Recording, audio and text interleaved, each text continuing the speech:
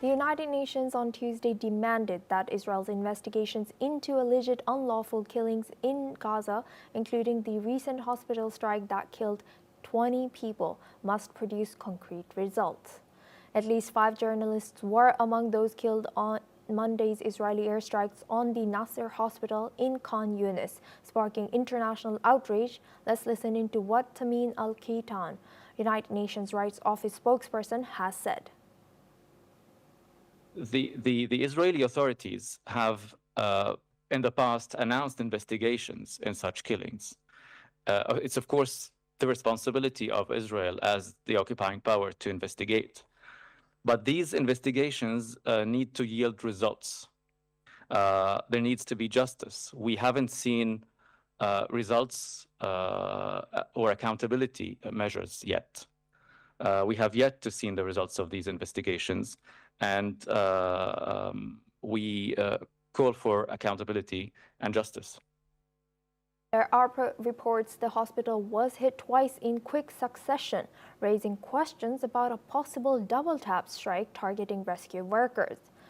Meanwhile, Palestinians in Khan Yunis held prayers for relatives killed in recent Israeli strikes, with health officials reporting at least 16 deaths in the area overnight. Since the war erupted after Hamas's October 7, 2023 attack on Israel, more than 60,000 Palestinians have died in Israeli military operations, according to Gaza's health ministry. Let's listen into what a Palestinian resident has said. ونايم في خيمته في القرارة كلموني على 12 قالوا لي قصفوا خيمته يما راحوا شهداء يما راحوا يما عيلة كاملة هيك كسروا قلبي يما وحرقوا قلبي يما أخوه الشهيد في شهر 8 اللي فات وهي في شهر 8 ودعت أخوه الثاني. Now for this discussion we go to Matti Zweig. He's a geopolitical expert, joins us live from Israel. Thank you, Matti, for joining us again. Good to see you. Good to see you too. Thank you. What implications does the UN's demand for concrete results from Israel's investigation have on the accountability in conflict zones? Well, I think this conflict has been going on for a lot of time. And as I said in the past, this is the first war that is being broadcasted 24 hours a day, 7 days a week. So Israel is trying always to avoid civilians' deaths, and sometimes it doesn't happen. Why? Because this is the kind of conflict that Hamas get us in. I mean, I never listened why is Hamas not to blame for using civilians to protect themselves. And this is unfortunately what happens when you are more and more and more in this kind of war.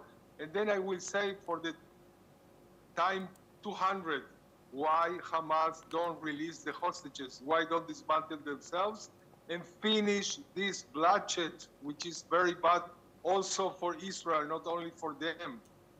And it is something you are not listening, because Hamas, all the countries, US, all the European countries, even the Arab countries say they cannot stay in power, but they continue keeping in power and continue trying to take Israel to all these kinds of actions that they are very unfortunate, but they are part of the war. And they have to do also their part, and they have to dismantle themselves, they have to free the hostages, and all this is going to finish completely. Israel, of course, has to investigate. Israel always investigates. They do, I hope, clean investigations from all things, always when civilians are involved or when soldiers are involved or when soldiers, they unfortunately has passed that kill each other because miscalculations. They investigate everything. Is someone investigating Hamas? This is the big question here. Not only what your previous person here said, because they are only looking for one side solution, and the solution must be from both sides. I'm always saying that. Now everything is in the hands of Hamas from one side and a government in Israel that they say we don't trust them, we continue and continue pushing to free the hostages and to control the Gaza Strip in any way. Give the peoples the power to be in peace and everything will be okay. Yes, Maddie Zweig, thank you for sharing that. Please stay with us as we stay in this region now.